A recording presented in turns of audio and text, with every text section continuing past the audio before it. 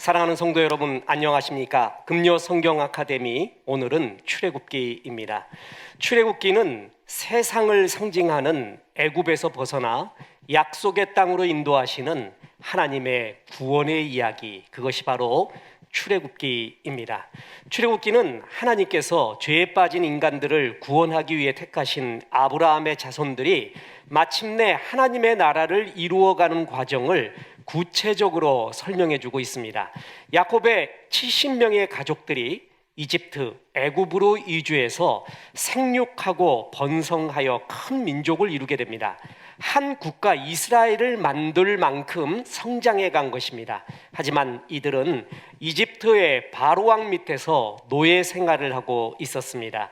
당시 이집트는 주전 16에서 11세기에 이르는 신왕국 시대에 속해 있었으며 애굽으로서 가장 번영한 시기였기도 합니다. 출애굽기는 이름이 히브리어로 베엘렛 쉐모트, 그리고 이것이 이름들이다 라고 시작을 합니다. 그래서 히브리어 제목은 쉐모트, 이름들입니다. 히브리 성경은 언제나 첫 문장의 첫 단어를 따서 그 성경에 이름을 짓곤 합니다. 처음에 베엘렛 쉐모트, 그래서 쉐모트, 이름들이 출애굽기의 히브리 이름이고, 헬라어 제목은 에스호도스로 탈출이라는 의미를 가지고 있습니다. 영어 성경도 그 영향을 받아서 엑소더스로 이름을 지었습니다. 우리말 성경 또한 이집트에서의 탈출기라는 의미의 출애굽기라는 이름을 짓고 있습니다. 출애굽기는 크게 세 부분으로 나뉩니다. 출애굽기는 다른 성경도 구조가 중요하지만 출애굽기는 이 세 가지의 큰 부분의 구조가 중요합니다. 첫 번째는 애굽, 이집트에서의 탈출 이야기. 두 번째는 출애굽한 이스라엘 백성이 광야 생활을 하면서 시내산에서 율법을 받게 됩니다. 세 번째는 하나님이 성막을 지으라고 말씀합니다. 이 세 가지가 출애굽기의 큰 세 가지의 기둥입니다. 첫 번째 부분, 출애굽하는 얘기는 1장에서 15장으로 이스라엘 민족이 이집트에서 출애굽하는 내용입니다. 요셉 덕분에 아브라함의 후손 70여 명이 이집트로 건너오는 것으로 창세기가 마무리됩니다. 이들은 이 애굽에서요 400여 년 동안 인구가 굉장히 크게 늘어나게 됩니다. 이렇게 이스라엘의 백성의 숫자가 늘어나니까 이집트 사람들은 왠지 위험을 느낍니다. 그래서 이들을 노예로 삼고 힘든 일을 시키면서 괴롭히기 시작했습니다. 이에 이스라엘 사람들이 하나님께 부르짖고 호소합니다. 그리고 하나님께서는 그 기도에 응답하십니다. 자, 보십시오. 그래서 출애굽이 일어나는데 한편으로는 이스라엘 백성이 한 나라를 세우기에 충분한 숫자로 성장했습니다. 두 번째는 하나님이 약속한 대로 이스라엘 백성이 하나님을 기억하고 하나님께 부르짖었습니다. 그리고 세 번째로는 가나안 땅에 있는 족속들의 죄악이 가득 차서 심판하시기에 충분한 때이기도 합니다. 이 세 가지의 때, 모든 때가 차서 이스라엘을 구원하기를 실행하시는 것입니다. 모든 것에 때가 있습니다. 사람의 때, 내가 생각하는 때가 있는데요, 하나님의 때, 하나님의 시간표는 다를 수가 있습니다. 때가 참에 예수님이 오셨습니다. 때가 참에 출애굽이 시작이 됩니다.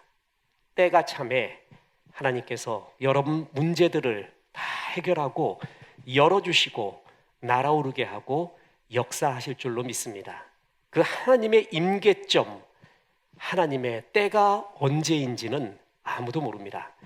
우리는 그 때를 기다리며 신실하게 예배하고 하나님의 때를 기다리고 바라보고 믿고 주님을 의뢰하는 삶이 필요합니다. 이 세 가지가 아무튼 다 어우러서 때가 돼서 하나님은 이스라엘 백성을 출애굽시키기로 마음먹고 그 과정을 진행하게 됩니다. 자, 하나님께서 먼저 이스라엘을 구원하기 위해서 하나님의 계획과 하나님의 역사하심은 막무가내로 막 이루어지는 게 아니에요. 먼저 보십시오. 모세를 택하게 됩니다. 모세는 이집트의 왕자였습니다. 40년 동안 이집트 생활을 했던 왕자로서 이집트가 무엇인가를 충분히 경험합니다. 그러다가 동족을 구하고자 이집트 사람을 죽이고 미디안 땅으로 도망가게 되죠. 거기서 40년간 양떼를 지키게 됩니다. 광야 생활을 하죠. 그래서 신의 산 호렙산에서 하나님을 만나 사명을 받게 됩니다. 자, 모세가 미디안 광야에서 방황하고 때로는 거기서 하나님의 나라를 기다렸던 그 광야길은 앞으로 이스라엘 백성이 출애굽해서 가게 될 광야의 길과 흡사합니다. 하나님은 모세라는 적절한 사람을 준비시켰고 또 적절한 때에 모세를 부르시고 쓰고 계시는 것을 볼 수가 있습니다. 자, 우리는 언제 하나님이 우리를 쓰실런지, 언제 주의 임계점이 나타날런지 모릅니다. 그러나 우리는 그 어느 때든 하나님이 쓰시기에 합당한 준비하는 기간이라는 것을 잘 알아야 됩니다.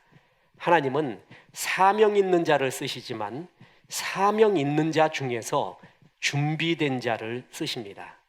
믿음은 바라는 것들의 실상이라고 했습니다. 실상은 뭐냐면 아직 눈에 잡히진 않지만, 눈에 보이지 않지만 있는 것으로 여기고 행동하는 것입니다. 내가 이미 하나님이 지금 쓰고 있다라는 것을 가정하고 이미 그렇다라는 실상을 바라보면서 지금을 준비하는 겁니다. 그러면 하루 한 시간이라도 허튼 시간이 있을 수가 없습니다. 다시 말합니다. 하나님은 사명 있는 자를 쓰시지만 사명 있는 자 중에 준비된 자를 쓰십니다. 모세는 충분히 준비시켰습니다. 이집트와 애굽의 왕궁, 애굽 사람들의 습성, 그리고 광야, 그 모든 것을 준비시킨, 그래서 가장 적절하게 이스라엘 백성을 인도할 수 있는 인재로 하나님이 키워가신 것이었습니다. 모든 때가 찼습니다. 그때 출애굽이 일어나게 되는 것입니다. 자, 하나님께서는 이스라엘 백성들을 출애굽시키라는 하나님의 명령을 거역한 이집트에 10가지 재앙을 내리게 됩니다. 이 10가지 재앙, 피, 개구리, 이파리, 악질, 독종, 흑암, 장자의 죽음 쭉 나가죠.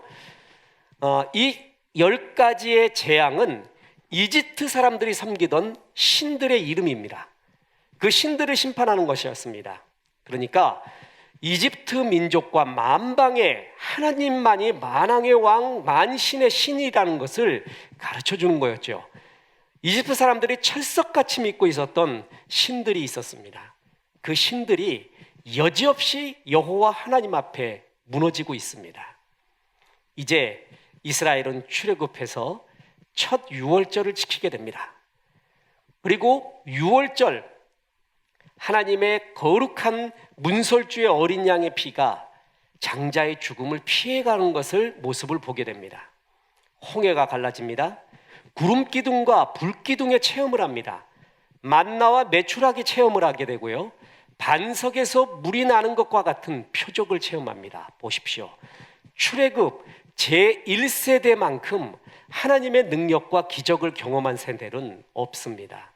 그 정도로 최고로 많은 하나님의 기적을 체험하게 됩니다. 능력을 체험합니다. 그런데 어떤 일이 일어납니까?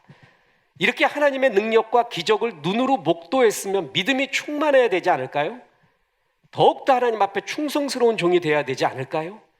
그런데 그 출애굽 1세대는 전부 광야에서 죽어갑니다. 하나님을 신뢰하지 않고 끝없이 불평과 불만을 하게 됩니다. 하나님 나라의 백성다운 자질을 갖지 못하고 자아가 죽지 못했습니다. 다시 말합니다. 하나님의 능력과 기적을 출애굽 1세대만큼 체험한 세대가 성경에 나오지 않습니다. 정말 기적 같은 일을 다 체험했는데도 그들은 불평합니다. 불만합니다. 하나님을 대적합니다. 그 결과 출애굽 1세대는 가나안 약속의 땅으로 들어가지 못하고 광야에서 전부 죽게 됩니다. 자, 내가 하나님의 능력, 초자연적인 기적을 체험했다고 그게 다가 아니라는 것이죠. 주님을 정말 인격적으로 신뢰하고 주의 말씀 가운데 거하고 하나님을 의뢰해 가는 삶은 어찌 보면 눈에 보이는 이런 기적을 체험한 것보다 더 큰 믿음으로 주님을 바라보고 있는 것입니다. 자, 출애굽기의 두 번째 부분은 율법을 받는 장면이라고 했죠. 홍해를 건넌 이스라엘 백성이 광야를 지나 시내산에 도착해서 하나님의 율법을 받습니다. 십계명은 율법의 요약입니다. 그러니까 총 율법의 근간이 되는 것이죠. 일종의 하나님 나라의 헌법이라고 할 수 있습니다. 이렇듯 하나님은 이스라엘 국가의 근간이 되는 십계명과 그와 함께 구체적으로 그 십계명을 생활 속에 적용할 수 있는 다양한 판례법을 주시게 됩니다. 이것으로 이스라엘은 하나님을 섬기는 언약의 국가로 탄생하게 되며 여호와의 선택된 성민으로서 출발을 하게 됩니다. 보십시오. 죄에 빠진 인간을 구원하기 위하여 아브라함 택하십니다. 아브라함의 민족 이스라엘을 택해서 그 이스라엘에서 메시아 예수님이 나오게 하면서 하나님이 우리를 향한 구원의 사랑의 사역이 구체화되고 있는 것이 보이지 않습니까? 자, 세 번째 부분은 성막을 만들게 하시는 내용 25에서 40장까지의 내용입니다. 25에서 31장은 하나님께서 성막을 짓되 마음대로 짓지 말고 설계도를 주시는 장면이 나옵니다. 그리고 35에서 40장은 하나님께서 지시해 준 설계대로 성막을 제작하는 내용입니다. 나중에 이제 성막이 완성이 됩니다. 하나님이 너무 좋아하시고 축복을 하시거든요. 근데 그 축복하는 내용이 뭡니까? 네가 최선을 다했구나. 네가 멋지게 지었구나. 다른 신들의 성막보다 더 수려하게 지었구나. 그게 아닙니다. 바로 이겁니다. 설계도대로, 하나님이 말한 설계도대로 지었는가? 그것을 축복합니다. 주께서 우리를 이 땅에 보내신 설계도가 있습니다. 그것을 가리켜 비전이라고 합니다. 비전이 이끄는 삶, 주의 목적이 이끄는 삶, 그게 바로 하나님이 내게 주신 설계도대로 사는 삶. 인본주의 인문학자들은 인간을 가리켜 막막한 세상에 우연히 던져진 존재라고 합니다. 게보르펜하이트라고 하죠. 우연히 막막한 세상에 던져졌기에, 우연히 던져졌기에 어떤 목적도 없고 던져진 존재이기에 네 스스로가 주인이 되어 삶의 성공과 행복과 목적을 만들어가라고 말합니다. 성경의 인간과는 정반대입니다. 하나님이 우리를 향한 하나님의 비전이 있습니다. 우리는 던져진 존재가 아니라 보내진 존재입니다. 보내신 하나님이 계시고 보내신 분의 사명이 있고 보내신 분이 지금도 함께하고 있습니다. 주께서 주신, 내게 주신 사명과 목적대로 살았던 사람이 가장 영광스러운 삶입니다. 그게 설계도입니다. 성막에서 중요한 건 하나님이 설계도를 주셨다는 것이고 그 성막의 완성은 그 설계도대로 되었다는 것, 그래서 하나님이 축복했다는 것이 굉장히 중요합니다. 이 성막은 뭐니 해도 하나님의 임재를 상징합니다. 일종의 베델, 하나님의 집입니다. 오늘날 교회와 비슷하지만 조금은 또 다릅니다. 하나님은 이 성막 제사에서, 예배에서 이스라엘 백성을 만나 주셨습니다. 그래서 이스라엘 백성은 성막을 보면서 하나님이 우리와 함께하고 있다, 우리의 주인이시다, 우리는 저 성막에서 예배함으로 하나님을 만나고 하나님의 말씀을 듣는다라는 것을 확신하게 되는, 굉장히 비슷하죠. 교회의 예배와요. 예, 비슷해요. 완전히 같지는 않지만 성막은 바로 교회와 예배의 상징입니다. 자, 그래서 성막을 실제 하나님의 설계대로 지었더니 하나님의 영광이 확한 성막의 충만한 장면으로 마치게 됩니다. 하나님이 여기에 계신다. 예배를 통하여 우리에게 만나시고 말씀하신다. 성막 볼 때마다 이스라엘 백성은 그리 좋을 수도 없었습니다. 이렇듯 출애굽기에는 세 가지가 나옵니다. 출애굽시키는 하나님의 구원의 능력. 자, 세상에서부터 구원, 무의미로부터의 구원, 부정적인 자아로부터의 구원, 실패와 낙심, 부정으로부터의 구원, 모든 것이 다 포함됩니다. 하나님은 구원의 능력이 있습니다. 그리고 그 구원을 받은 자들은 늘 하나님의 말씀으로 살아야 됩니다. 율법을 받았죠? 그리고 하나님과의 교제가 있어야 됩니다. 성막에서, 교회에서 끝없는 예배를 통하여 하나님과 교제하는 이 중요한 신앙의 3대 요소가 전부 여기에 나옵니다. 그래서 출애굽기가 참 소중한 하나님의 말씀입니다. 자, 뿐만 아니라 출애굽기는 예수님의 사역과도 밀접한 관계가 있습니다. 이것을 신학적인 용어로 점진적 계시라고 말하는데, 구약의 어떤 예수님의 구원 사역과 비스무리한 그림자 같은 것을 보여주는 경우가 많아요. 그래서 점진적으로 그것을 하나님이 구원을 구체화시키며 보여주면서 예수님의 십자가의 사역에서 완성하는 거죠. 그 십자가 사역이 뜬금없는, 영 이해도 못하는, 생각지도 못한 사상과 생각이 나온 것이 아니라 구약 때부터 흘러내려오는 점진적인 구원의 계시가 있었다라는 것입니다. 그림자라고 표현합니다. 보십시오. 모세는 인류의 구원자 대신 예수님의 그림자였고, 출애굽기에서 구원된 것은, 출애굽한 것은 예수 그리스도께서 이루시는 우리 인류를 향한 구원 사역의 그림자입니다. 대제사장 아론은 만민의 대제사장이신 예수님의 그림자고, 만나는 생명의 떡이신 예수님의 그림자입니다.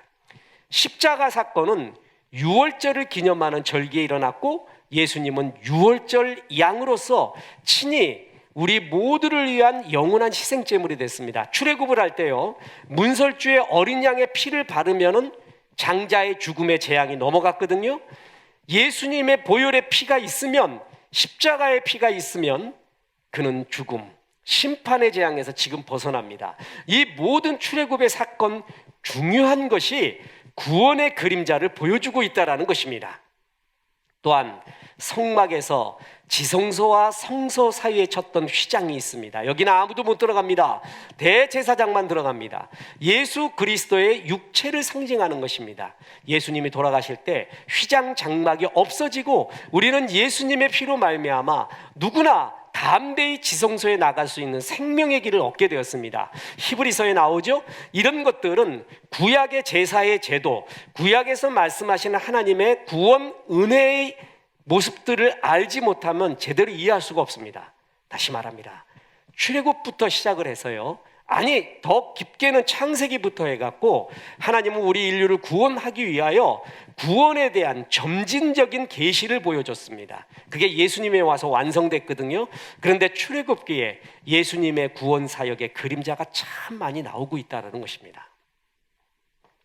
자, 출애굽기의 구조 아까 세 가지 봤죠?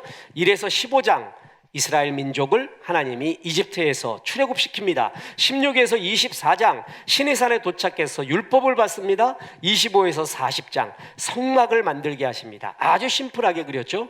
이 세 가지 속에서 예수님은 구원의 사역을 구체적으로 완성해가고 있습니다. 자, 주요 신학이 있습니다. 하나님은 우리의 고통과 탄식을 들으시는 하나님이라는 것입니다. 출애굽기 3장 7절 8절이 그토록 아름다울 수가 없습니다. 보십시오. 여호와께서 이르시되 내가 애굽에 있는 내 백성의 고통을 분명히 너의 고통을 보고 그들이 그들의 감독자로 말미암아 부르짖음을 듣고, 이게 뭐죠? 기도죠. 기도. 그 근심을 알고 내가 내려가서 그들을 애굽인의 손에서 건져내고, 구원이지요, 그들을 그 땅에서 인도하고 아름답고 광대한 땅, 젖과 꿀이 흐르는 땅, 곧 가나안 족속, 헷 족속, 아모리 족속, 브리스 족속, 히위 족속, 여부스 족속의 지방에 데려가려 하노라. 이 아름다운 단어들이요, 아름다운 약속들이 출애굽기에 다 나옵니다. 주님은 우리의 고통을 보고 들으십니다. 우리의 기도를 들으십니다. 그리고 내려오십니다. 우리를 구원 건져내시고 인도하여서 푸른 초장으로 데려가시는 분입니다. 출애굽기에 고통 어린 이스라엘 백성의 고통을 간과하시지 않는 주님, 그 고통 속에서의 기도를 반드시 들으시는 주님, 그걸 믿고요, 고난과 고통 중에 하나님을 신뢰하고 부르짖는 것이 얼마나 중요한지 모릅니다. 뿐만 아닙니다. 자, 이제 출애굽시키라는 하나님의 말씀, 명령을 바로가 거부합니다. 그랬더니 피, 개구리, 이파리, 악질, 독종 막 이러면서요, 흑암, 장자의 죽음에 이르기까지, 장자의 죽음에까지 이르러서는 이제 바로가 손을 들죠. 애굽 왕 바로는 하나님의 나라를 막는 마귀의 상징입니다. 그런데 이 출애굽을 막으면서 바로가 이스라엘 백성들에게 4가지 제안을 합니다. 참 이게 출애굽기에서 굉장히 보석 같은 이야기거든요. 이 바로의 4가지 재앙이 마귀가 우리를 무기력하게 만드는 4가지의 제안과 동일합니다. 만약 내가 지금 신앙생활에서 굉장히 기쁨과 환희와 영광을 느끼지 못하고 무기력함을 느낀다면 이 바로 마귀의 4가지의 전력에 빠져 있다라는 증거일 수도 있습니다. 자, 보세요. 처음에 바로는 애굽에서 벗어나지 마라 이렇게 말합니다. 예배는 하되 애굽 땅을 벗어나지 마라. 여호와를 섬기겠노라. 출애굽하여 광야에서 여호와를 섬기겠노라 그랬거든요. 여호와를 섬겨라. 그러나 애굽 땅을 벗어나지 마라 이렇게 얘기해요. 그 얘기는 뭐냐면 신앙생활은 해라. 그러나 세상 가치관으로 살아라. 예배는 드려봐라. 그러나 너희 생각과 가치관은 전부 세상 것으로 해라. 그 얘기와 동일합니다. 무늬만 그리스도인이죠. 가치관과 인격과 성품, 언어, 모든 것은 세상 사람과 동일한다. 이거 얼마나 슬픈 일입니까? 바로는 그러면 안 된다. 우리는 반드시 애굽을 벗어나겠다라고 했더니 그래 벗어나라. 그러나 너무 멀리 가지는 마라 라고 말합니다. 이 얘기는 뭡니까? 하나님은 믿되 너무 깊이 빠지지는 말라. 뭐 지금 주일날 잠깐 갔다 오고 마음의 정리 좀 하고 평안을 얻고 기도하고 오면 되는 거지. 무슨 수요 예배하고 새벽 기도는 또 뭐고 성경 공부는 뭐고 성경 아카데미는 또 뭐냐, 구역 예배는 또 뭐냐. 야, 믿듯 너무 깊이 믿지는 마라.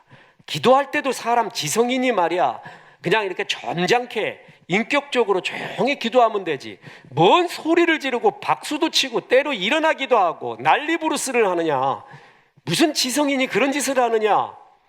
믿기는 믿되 너무 깊게 빠지지는 마라. 이게 마귀의 전략입니다. 3번째, 아니다.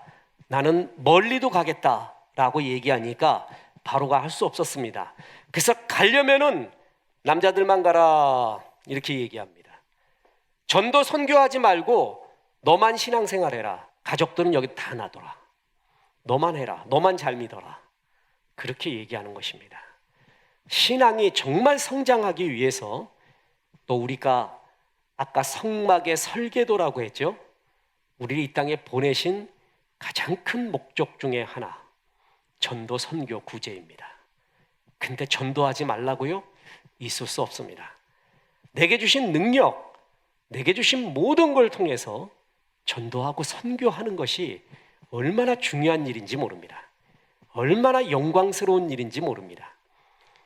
우리 교회 예배를 통해, 문서 선교를 통해, 방송 선교를 통해서 주님을 받아들였다, 영접했다, 은혜를 받았다, 위기를 극복했다라는 이야기를 들을 때마다 이것이 교회의 존재의 목적이구나 하며 그렇게 힘이 날 수가 없습니다.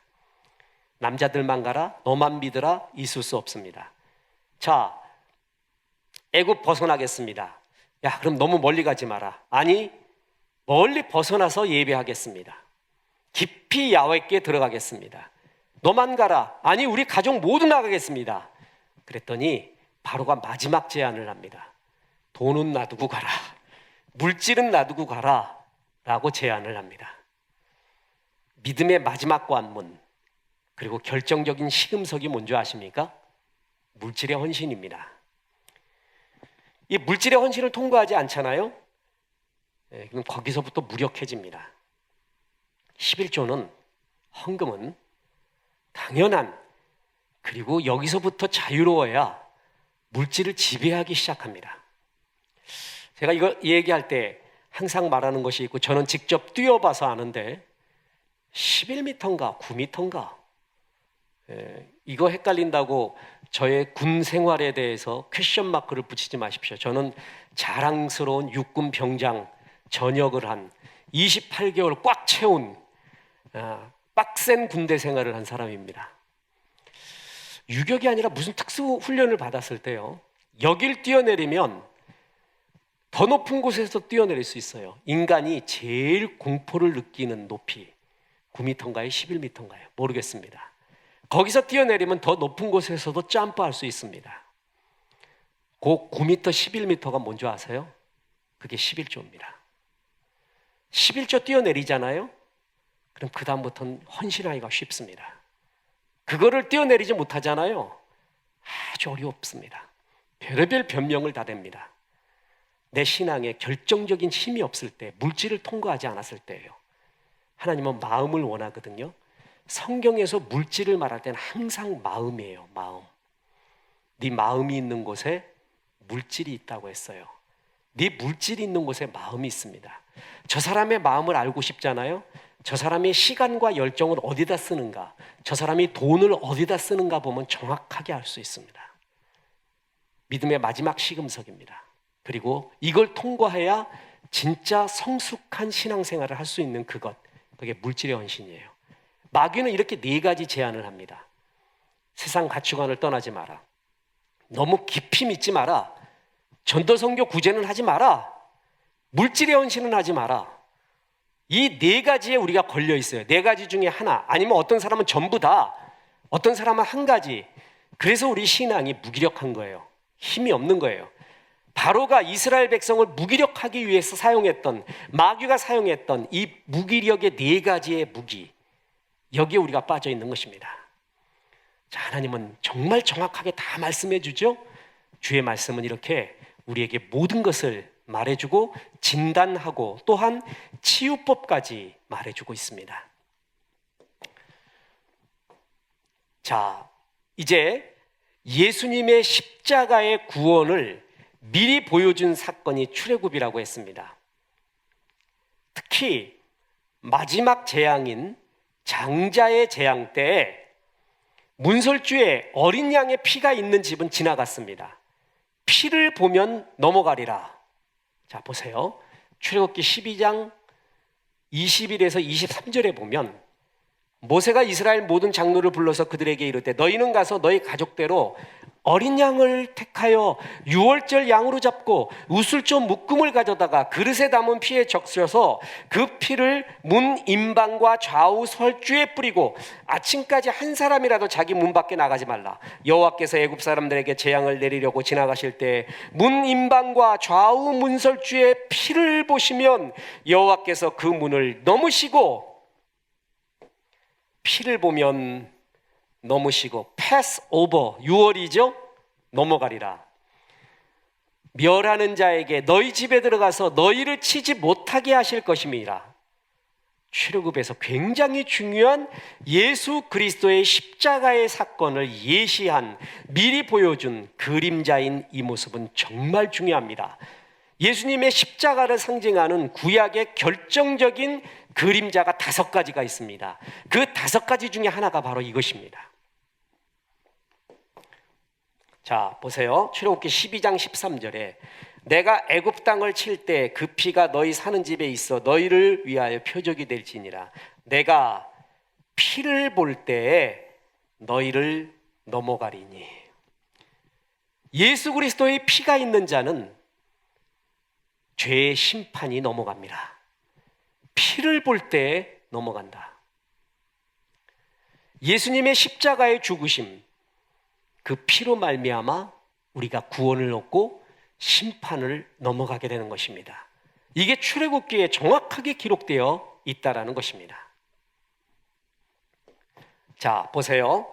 요한복음 1장 29절에 이튿날 요한이 예수께서 자기에게 나오심을 보고 이르되 보라, 세상 죄를 지고 가는 하나님의 어린 양이로다. 침례 요한은 예수님의 길을 예비하기 위해서, 전적으로 예비하기 위해서 택함을 받고 그를 위해서 살았던 분입니다. 그가 마침내 예수님을 보게 됩니다. 그랬더니 예수님에 대해 한마디로 표현했습니다. 세상 죄를 지고 가는 하나님의 어린 양. 자, 침례 요한은 세상에 대한 진단을 합니다. 그죠? 그리고 하나님의 어린 양, 치유책을 말해요. 제가 언젠가 책에다가 이걸 썼는데, 침례 요한의 이 한 문장에 우리 인류의 문제와 치유책이 다 들어가 있는 이야기가 이거예요. 세상 죄를 지고 가는, 이 세상이 이토록 어둡고 죄와 전쟁의 역사가 끊이지 않는 이유는 우리는 하나님을 떠난 죄 속에 살고 있어요. 이게 세상에 대한 진단이에요. 세상은 죄를 지었다. 그리고 그 치유책은 지고 가는, 그 죄를 지고 가는 하나님의 어린 양 예수님이다.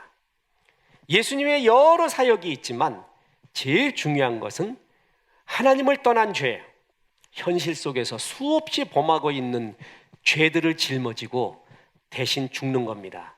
그 예수 그리스도를 구주와 주님으로 받아들일 때 우리는 재앙이, 심판이 넘어가고 하나님의 자녀가 되고 구원을 얻고 영생의 삶을 살고 하나님 나라에 가게 되는 거예요.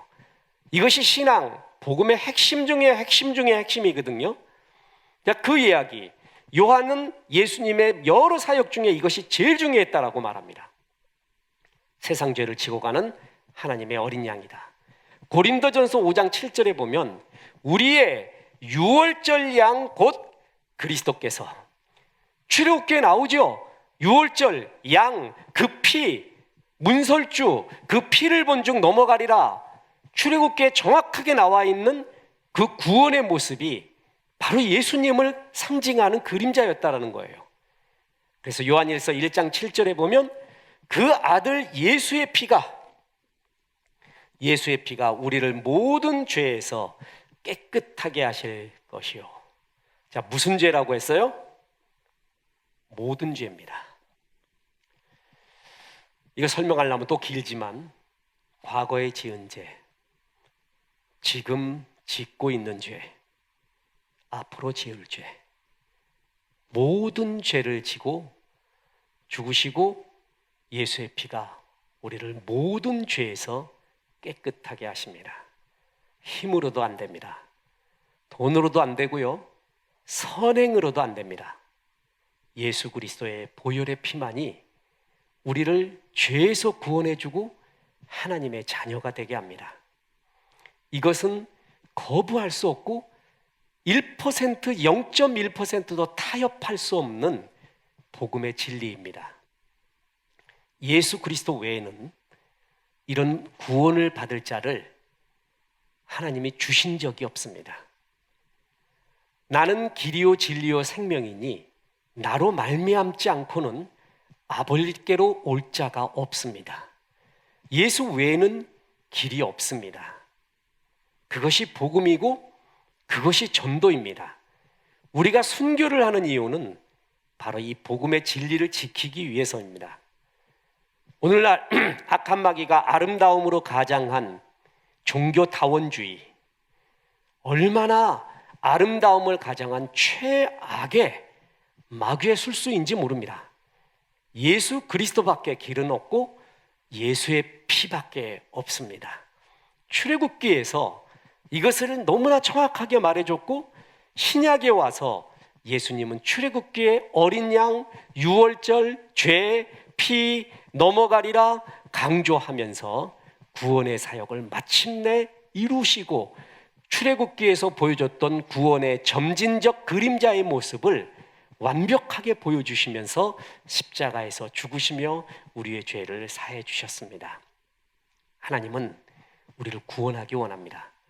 예수 안 믿는 사람, 하나님 믿게 하여, 예수님 믿게 하여 하나님 자녀가 되는 구원의 역사 있게 하고, 예수 믿는 우리들은 아직도 바로의 4가지 술책에 빠져서 신앙의 맛을 모르고 영광을 모르는 우리에게 어서 그 구렁에서 이겨나와서 하나님의 영광에 이르는 그런 구원을 바라고 있습니다.